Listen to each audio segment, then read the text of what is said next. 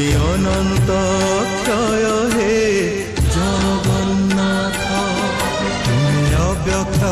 অক্ষর হে জগন্নাথ, নিজ